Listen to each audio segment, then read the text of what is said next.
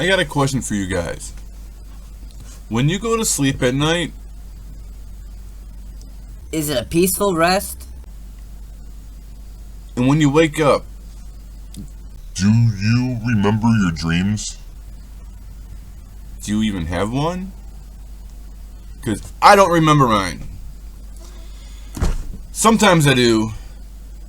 And usually when I do remember a dream, that's because within the next day or two, something from that dream is going to become a reality. And it's usually nothing big. You know, something small. That when it does happen, I'm like, oh, wait a minute. I remember that from a dream. Otherwise, I don't remember them. But I'm going to talk about dreams in this video. That's why I ask. So stay tuned, because this is going to be a journey. We're going to talk about dreams and how to make them better.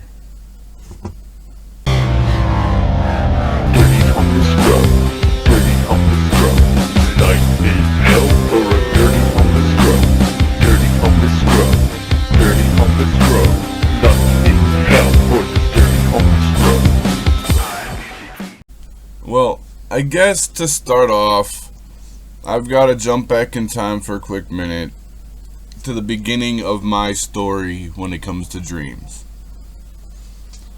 I was locked up. During that time, I had studied a lot of things. I've studied a lot of religions. I've taken over 300 courses and completed them. I've got a doctorate in divinity. And I've become ordained. But that's not the topic of this video. Also, I studied dreams. And when I say studied, I mean self-explored, if you will. I was walking through the day room one day, locked up, and there's pamphlets everywhere because churches throw this, churches throw this, and I found a pamphlet, and it wasn't exactly church related. It was from Azure Green.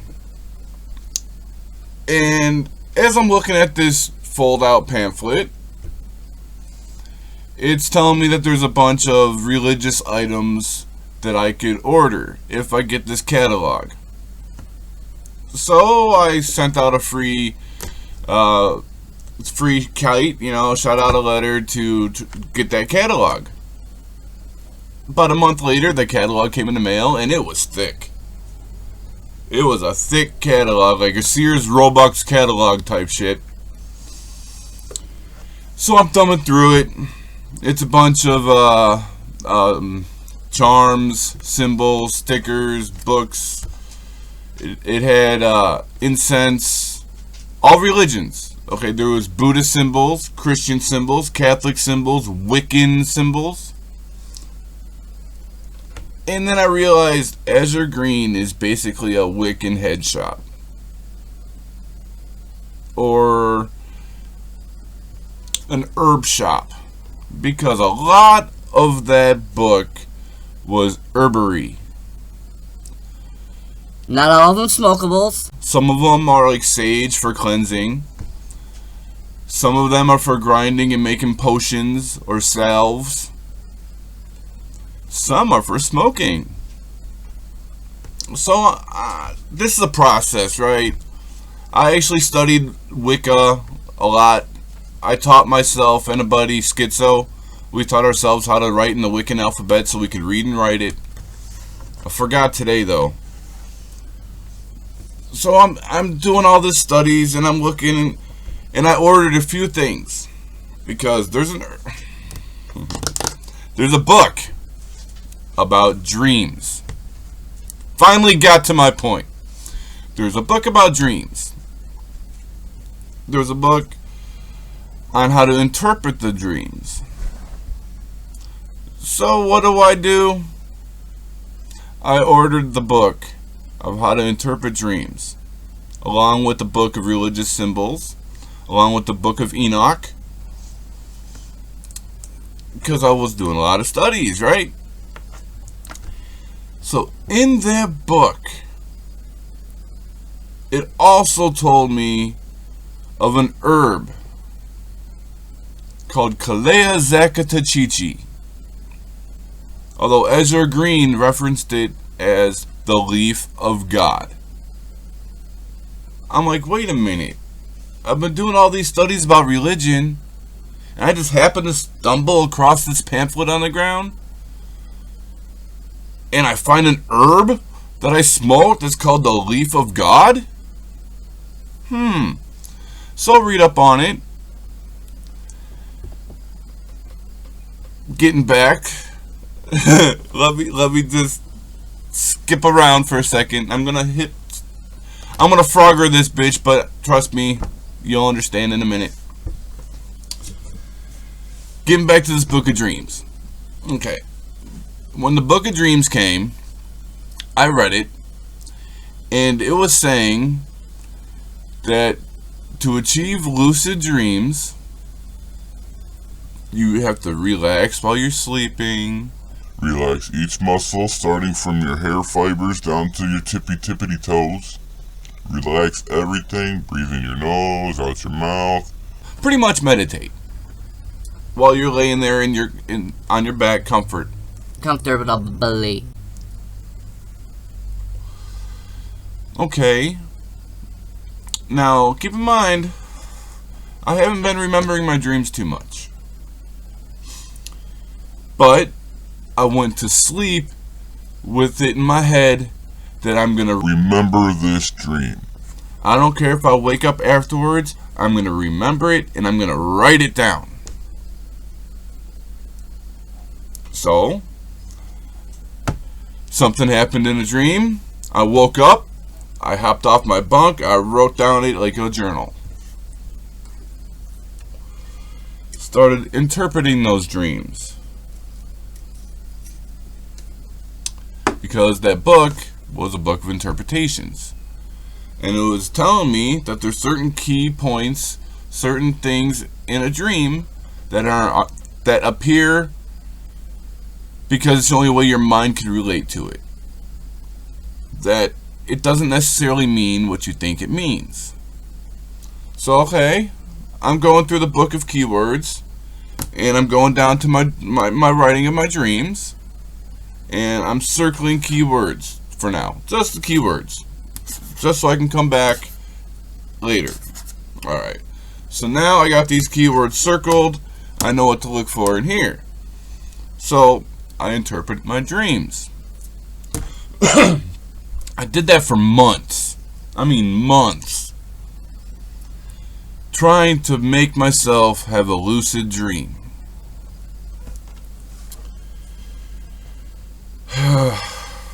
You know how hard it is to have a lucid dream? I think I did it though.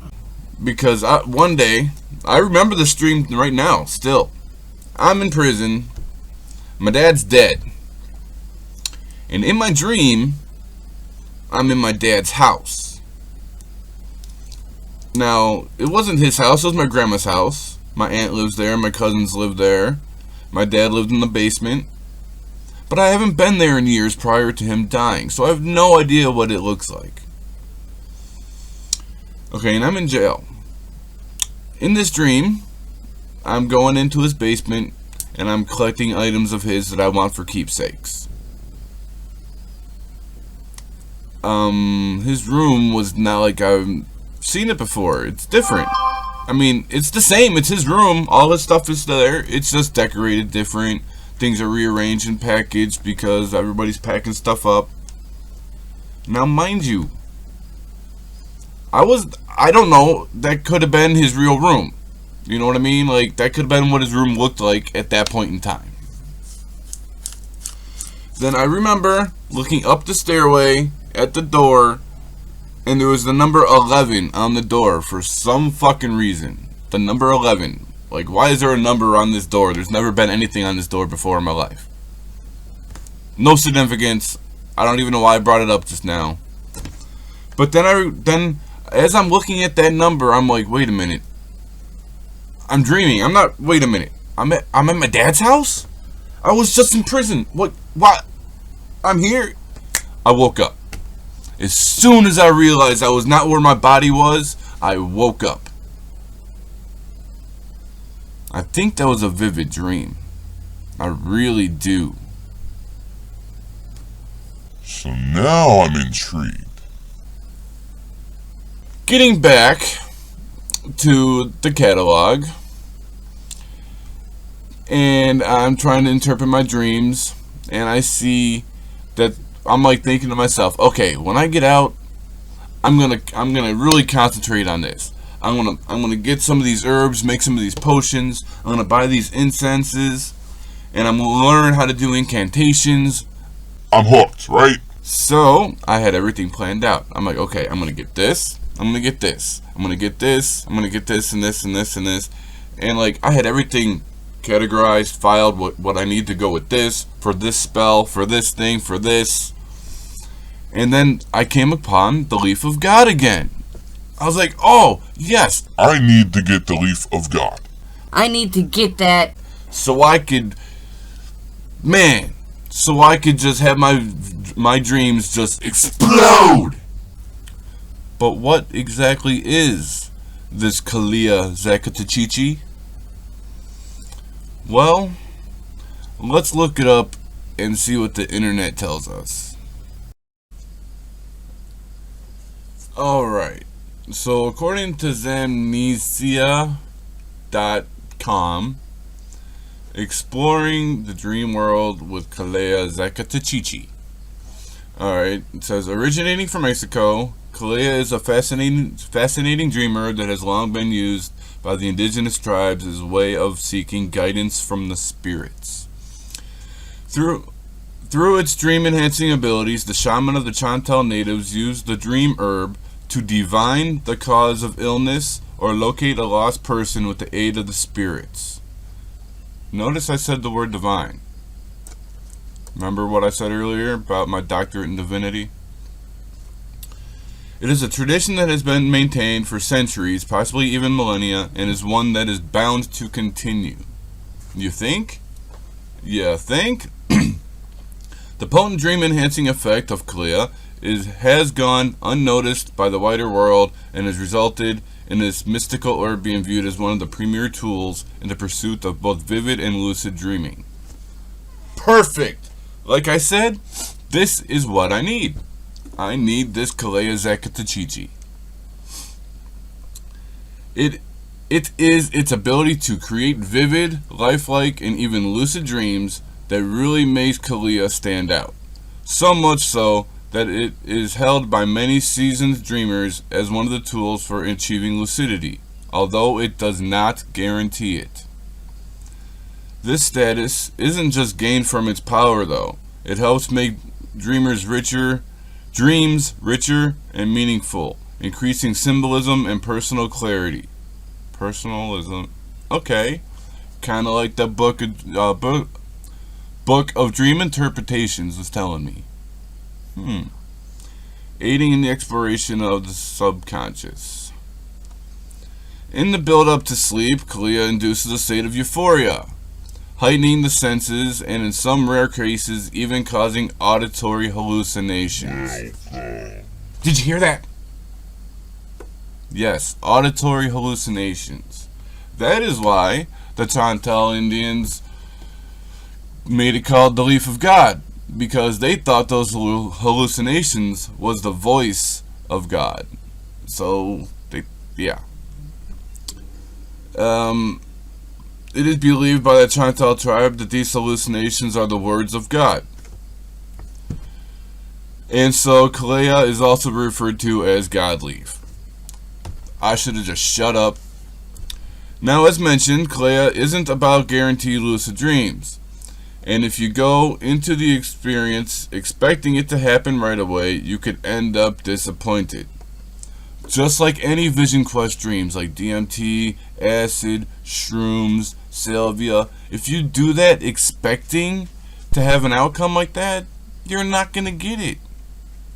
You got to do these types of things. Just be like what you have to offer. Okay, where was I? What Calea really does is intensify, prolong, and add depth to the dreams you are already having, potentially opening up the gateway to lucid dreamings for those who pursue it. Dreams, even if not lucid, become both enhanced and meaningful, even to those who struggle to remember dreams, to the point where it can actually teach life lessons and help us reflect on events. So in other words, it'll help us be more at peace, help us relieve stress, because we can sort things out that we can't really understand.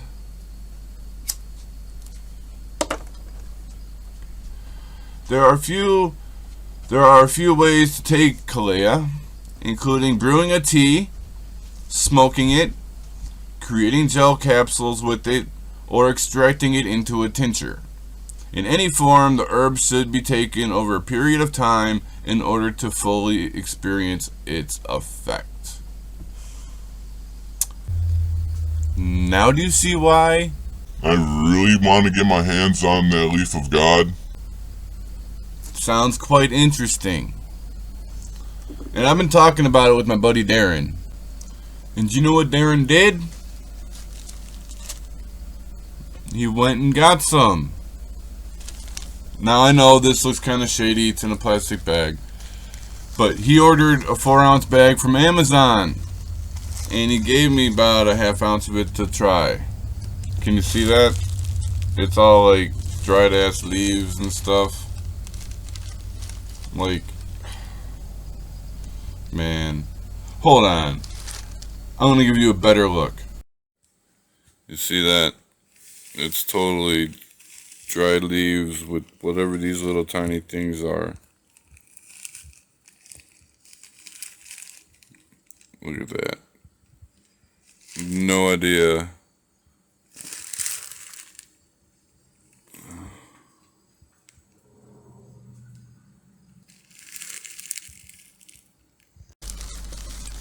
So yeah,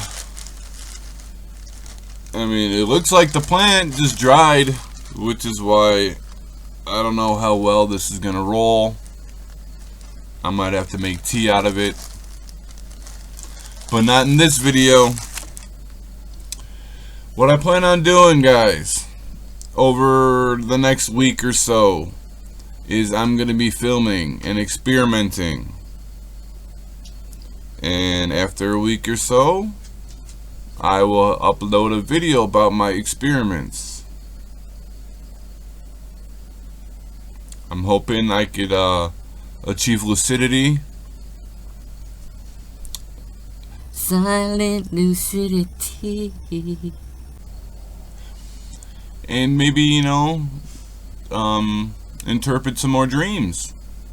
Because I don't have the hard copy book anymore that I ordered, but I do have the PDF right here on my computer. Got the PDF. So this is gonna be fun. Let me know in your comments if you've ever tried some Calea Zacatechichi, aka Dream herb, aka bitter grass, aka leaf of God. And if you have tried it, let me know what you thought. If you haven't, let me know if you would like to.